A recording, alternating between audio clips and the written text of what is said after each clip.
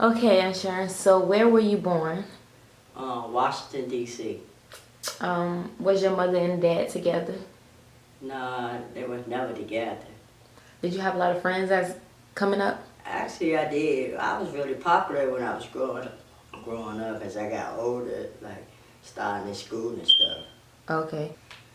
My mom actually had three of us, but dad was like, he was out there, so it was like a lot of brothers and A stuff. Rolling Stone. Yeah. Stuff, but when we was like little and stuff like that and stuff, I was my aunt's favorite. Okay. You know what I'm saying? But for us, me and my mom, we never had no bond, no close relationship. We never really done anything. You know what I'm saying? But I always know, and I always seen, you know what I'm saying, how things was coming up. I even started running away from home at a young age. Really? How old was you when you first ran Man, I away? think I ran away once. The first time I think I ran away, I probably was like, well, it was like after my mom got into another relationship, because let me take something back to you. Like, Okay, I'm listening. when I was like really little, like 4 or 5 years old. Yes. My mom was with my little brother's father, right? Yeah. So they was together during that time, and like I said, my mom worked like 2 jobs, right? Yeah. So he had us a lot.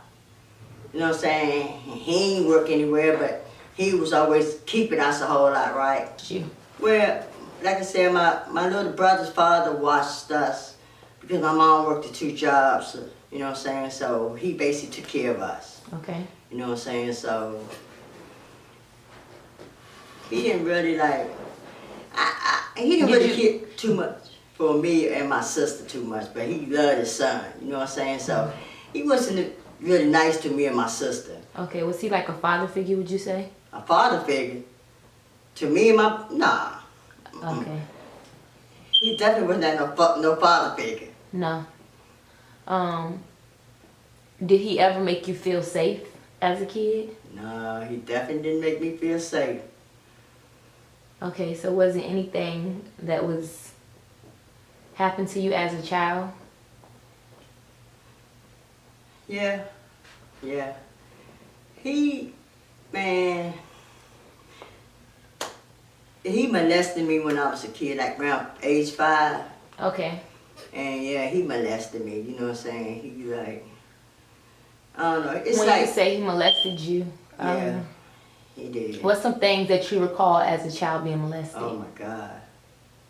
It's like my mom being at work and stuff, and he had to keep us all the time, like I said, and it sounds like he'd make my brother and my sister like take naps. And he had them in the room, in the bed, but he'd make me come in there and get in the bed with him. Okay. You know what I'm saying? And I didn't want to. Of course but not. he did. But it was crazy because he had this obsession with my mom's baby sister. She was like a teenager, right? Her name was Virginia, but everybody called her Jen. Okay. And then when he had me laying in the bed, when he would call me her. Yeah, he would call me Jen. I'm just 5 years old, I don't know.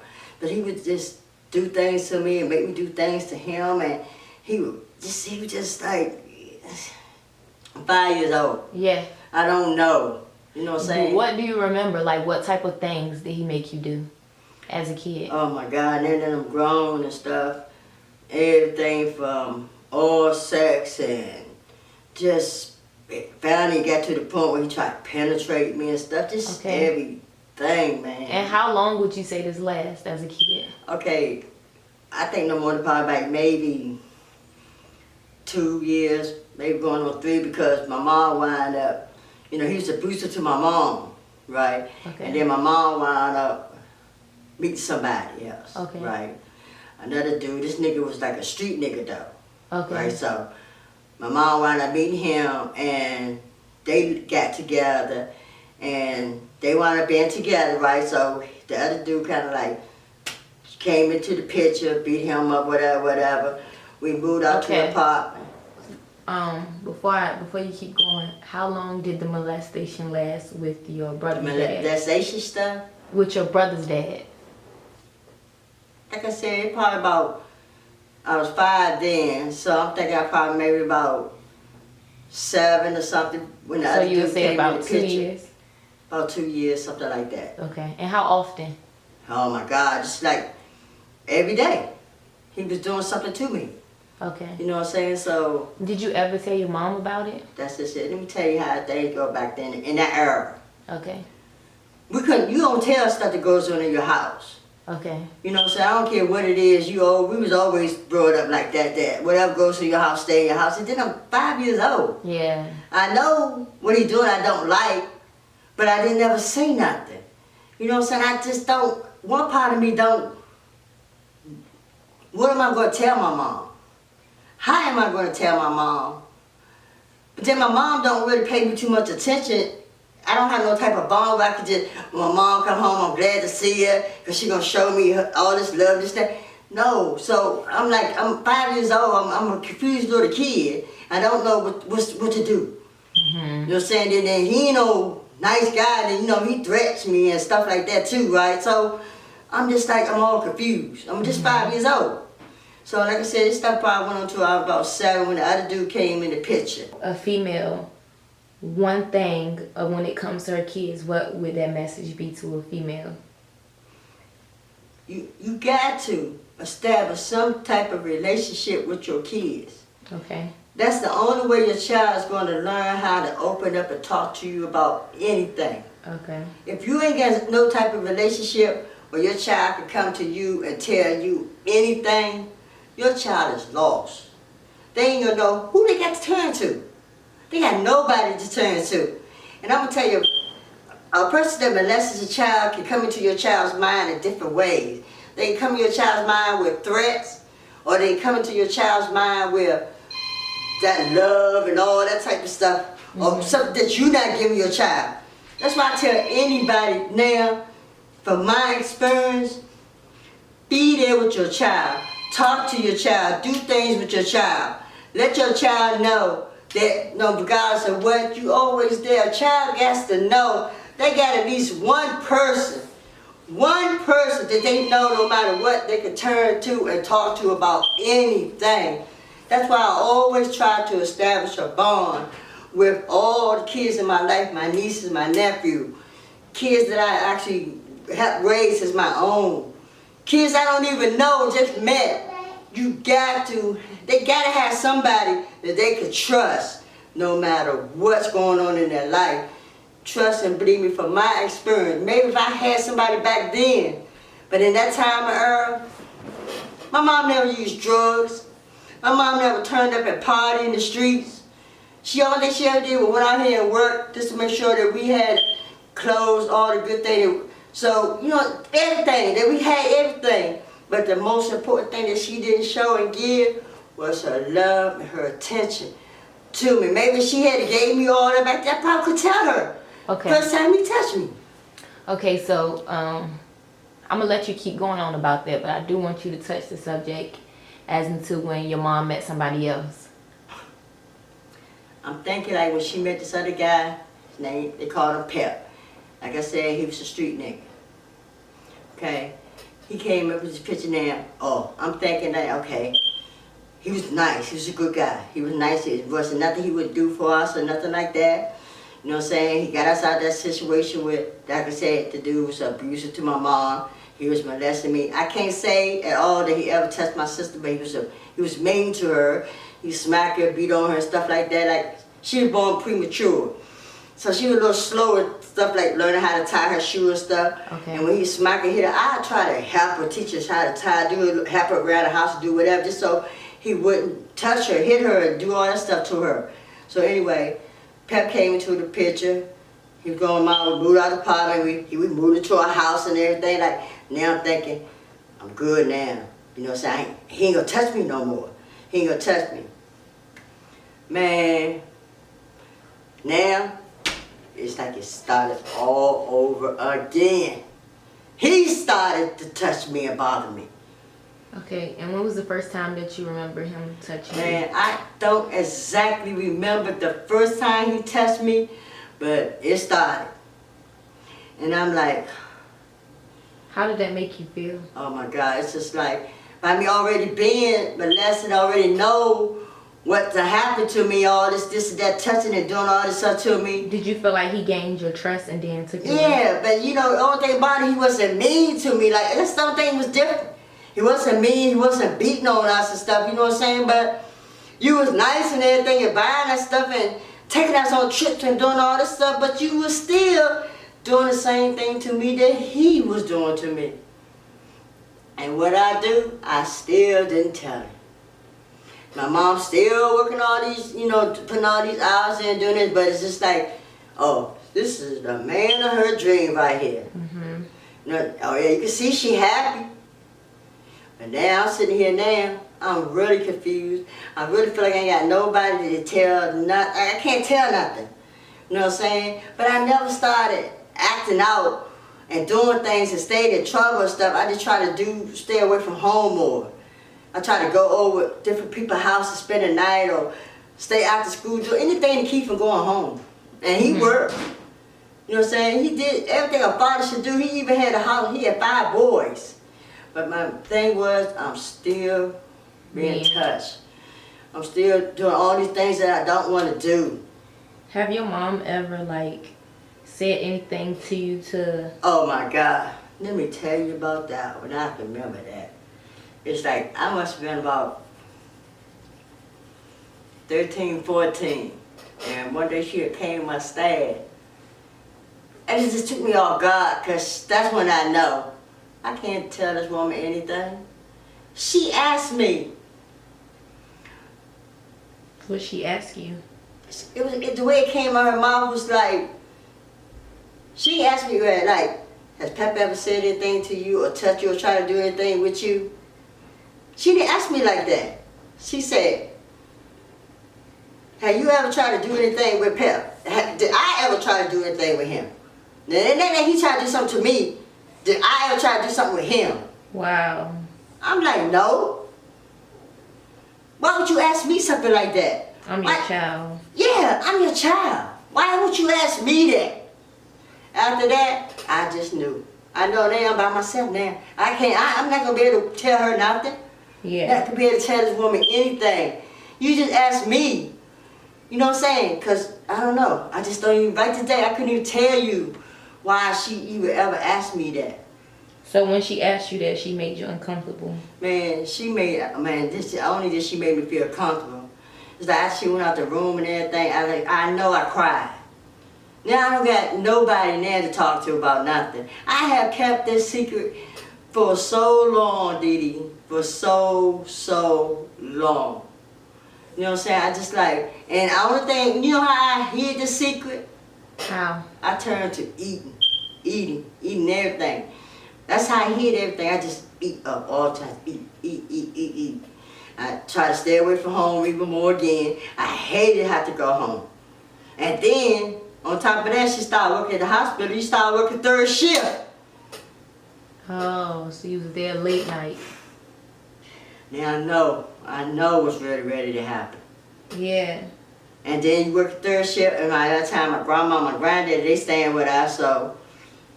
Oh my God, man, it was just so crazy. You never could go like sleep with your grandma and granddaddy? No, I ain't sleep with my grandma and granddaddy because my granddaddy had a stroke. My grandma, he can't talk, but my grandma doing everything for him, right? Yeah.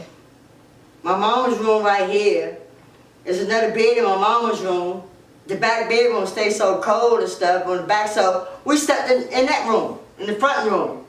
So when the night that he didn't go home to his family, so he was living a double life. Man, he was living a double life. The man had a wife at home and 5 sons.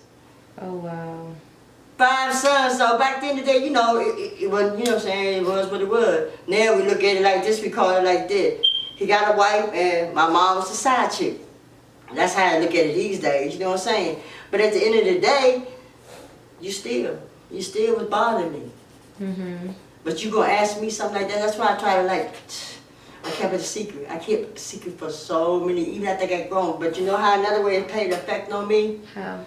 Man, right now I just don't even kid no more. Not only did I eat, I was still wet in the bed. Yeah. You know what I'm saying? I'm still wet in the bed. I am at 14, 15, 16, 17, 18, and I'm still wet in the bed. Yeah. My head's so messed up, and I'm eating, constantly eating all the time. getting big, get bigger, get big. Yeah. You said people just, and that whole time, it's just a part of my molestation, what I went through. It was bothering you. It was bothering me all the time. Nobody. Was you like having dreams and stuff? I don't know so much. I probably did, but I just can't remember having a dream. But I just know I took all of that and ate my problems. That's just, I just ate. And I was still wet in the bed. I'm 18 years old. Why am I still wet in the bed? Yeah. You know what I'm saying? I kept a secret to talk to the man. But you know what? There's only one person right this day. She's still in there. Was my mom, baby sister Jen. We was like this, thick as thin, but I never told her. And I don't know if I was so scared that somebody's gonna look at me different or what it was. Yeah. I can't tell you what it was. I can't tell nobody what it was, but I kept it a secret. I never told nobody. You know what I'm saying? Never told nobody. And I'm still getting older and older, bigger and bigger, and still wet in the bed. Yeah. How much did you weigh when you Man, I started getting up 200 something, 300 something. I'm still moving up the line until 96. How old were you in 96? Oh God, did he? I must have been like 30 something, I'm thinking maybe. Okay. Late 20, early 30. 96, I had a gastritis bypass. Okay. The day that went on the table, I was wearing 500 and some change. 500? I still got pictures right today. Yep. 500 and plus. That's how much I was weighing when they put me on the table. Because all they did. And I still couldn't understand it. And I still, at the time, was still waiting to be here and there. Not all the time waiting to be here and there. It was just crazy. And then when the doctors had told my mom before I came to DMV, Virginia, I wouldn't even live to the end of the year. My mom told me it didn't even bother her too much as far as I was concerned. It didn't really bother her. So, the first molester, my brother's dad, he was dying. This is how my mom found out about that he had been molesting me. He was dying. He had called to the house on his son's phone, right? He wanted to apologize to my mom for all the stuff he had did to her, right? Then he wanted to speak to my sister. Then he wanted to speak to me. So I'm like, what do you want to talk to me for? So I gets on the phone. I said, what is it? He want to apologize for the things he done to me. That's how she found out that he had molested me. But you know what? I don't even know if I could believe that she was really mad and upset because of the way she talked to him. I'd have been jumping, I'd have been snapping harder than I think when I found out that you was molesting my child from the age 5 until about, what, 6 or 7 or whatever, till I left you. Yo, man, did I snap on this nigga or what? I snapped. I said, you know what, you calling now, you want forgiveness because you're on your dying bed. And then you want to, like, you know, want God to forgive you for everything you've done. I hope you rot in hell. I said, get off my phone. I ain't got nothing else to ever say to you again. You molested me. All that shit I said to him. My mom's sitting right there listening to it, right? Oh, she's saying this, she cursing at him this, but for some reason, none of Dee, I didn't feel it was sincere. You know what I'm saying? So I just left it alone. And then from right there at that point, I could have went on and told her then. If I felt it was legit, I probably would have went on and told her about Pep too. I didn't even tell her about him. Because I didn't feel like what she was saying to him was something was coming from her heart. It was real, that she really was upset that you had been molesting my child. Yeah. So I didn't even tell her about the second molestation from your ex, from your other boyfriend, who also had died too. You know what I'm saying? I couldn't even get with that. I couldn't even get with that because, like I told you, me and my mom never had a bond. And then over these years, when I said I didn't even feel that with what she was saying to him, so many other things that went down between me and my mom. You see what I'm saying? So, yeah, you have no idea the things that my mom had done and said, and I found out later that shit wasn't even true. Yeah. It's nothing. Like what? You know what? I look at my mom, you, right today, I still feel like you were no better than the 2 men you had in my life that molested me. Because mentally and physically, you fucked my head up too. Yeah. You see what I'm saying? So, at the end of the day, I found out a whole lot of shit after she died. And I just think between all of that and something I found out, I just think that's why a whole lot of shit that happened in my life. And I think that's why a lot of people right today, I say it too right today, I never really learned how to give love back because I never received love. Yeah. You done so much shit to me in front of my face. I seen you do so much shit with my brothers and sisters in front of my face. And like I told you, I ain't got so big. Yeah. Every time we used to go out and eat, Yeah. they would walk so far ahead of me because she was ashamed of me. Mhm. And then when I came out the closet when I was younger, I told you I was gay. You told me, I don't care. You my child, I'm always love you unconditionally. You lied. You lied. You lied to me. Because you did. You didn't even accept. I waited for you to say, I can't accept this. I ain't gonna go along with this. Then to sit there, look me in my face and lie to me. Because all your actions started to speak for you. You on the phone, you in Maryland, I'm in Danville. But on the phone you telling me one thing, and then the day came when I found out everything you told me was straight fucking lies. What did she tell you? Every time you talk to me, oh I love you, you always, I used to ask you what happened with the shelter? Man, oh my God, that was some shit right there. What parent take your child? Man, you didn't want me in the house, you could have just said, you gotta find you somewhere else to go. She had me pack my bags. I know where I'm gonna take you to. She took me to the shelter. Because you and the only why I just stayed at the shelter because they didn't have another bed ready. You gonna take me to a shelter with all these strange ass people. How old were you? Man, I probably was about 20 something. I just came there because I just had been to the doctors and stuff and they was trying to get my disability started. So, but you my mom. You already knew what I was going through. And you was the one to say, well, you need to, come on here and stay till your disability and everything come. But the whole time, all this shit had something to do with money. And the nigga you had married there, he didn't know what the fuck was going on because you hadn't told him nothing. And then one day he had walked out the room and I had walked out the other bedroom. He's like, Jackie, how can you just stay here on me and your mom and not have us do nothing and just live on me? I'm looking at this man. What are you talking about? Because I knew why I was still there. I know why I'm waiting to come through. She hadn't told him anything. I had to show the man my paperwork from the doctors and everything what we waiting on because it take a little bit of a process. After I showed the man everything, that man started treating me totally different like a human being. He was like, I didn't even know. He started being nice to me, talk to me like I was a human being. She never told him nothing. So it's like she was always trying to make you... Yeah, she made me look like I was just a lazy motherfucker to stand up in your house and not contributing nothing, not doing nothing. And when he found out, see the papers and read and talked to me, that man really started showing me respect and treating me totally different until the day he died. But the shit that got me right today, that fucked me up, and I just seem like I just can't forgive her, but I need to let it go. Is the fact is, when you died, and I went home to bury you are a social worker. You in every group in your church. You in the Eastern Star. That's the female version of the Mason. And you got rank. I get there back to Maryland. Nobody even know I exist. Your people you work with, your church members, your club members, I'm looking at these people. Every one of these people saying, I didn't know Marie had another child. I thought Johnson was the oldest. None of these people even know I exist. I go to your office.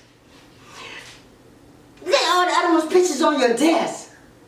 You don't got my picture on your desk.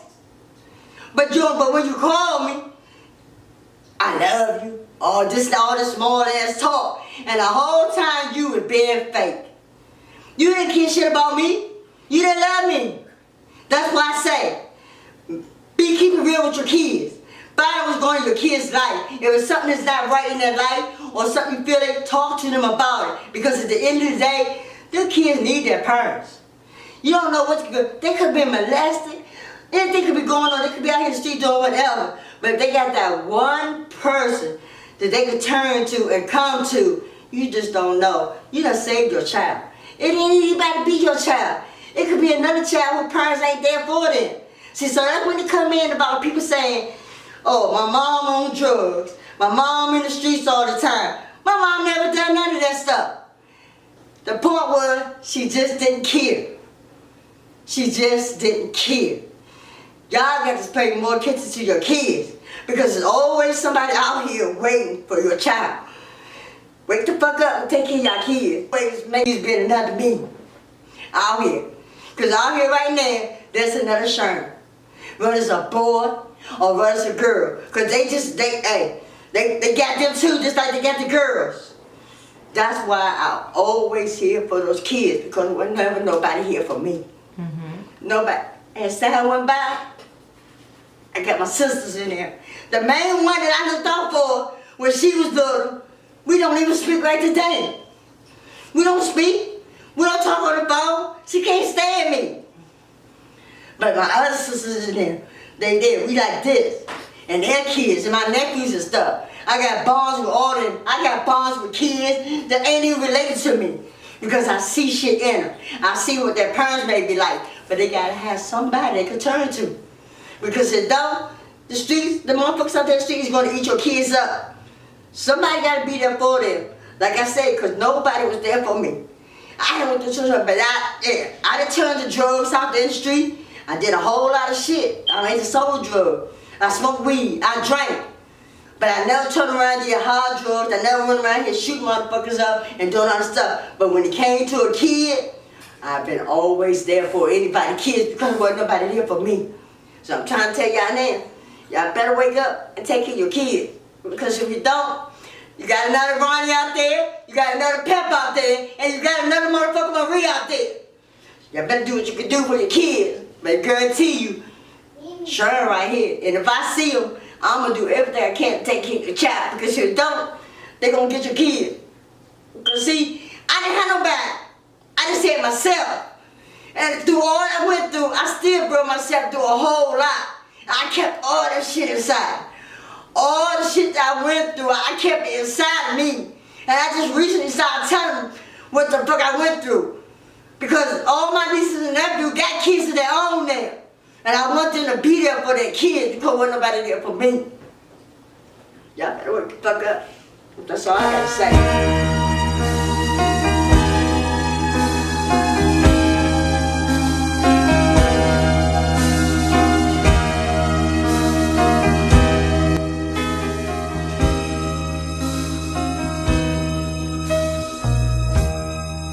They said I wouldn't make it.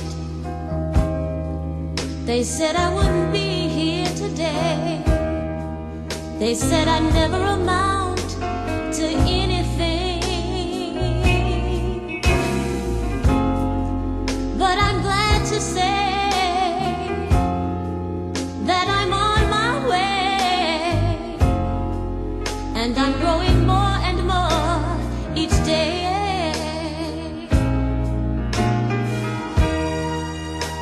There were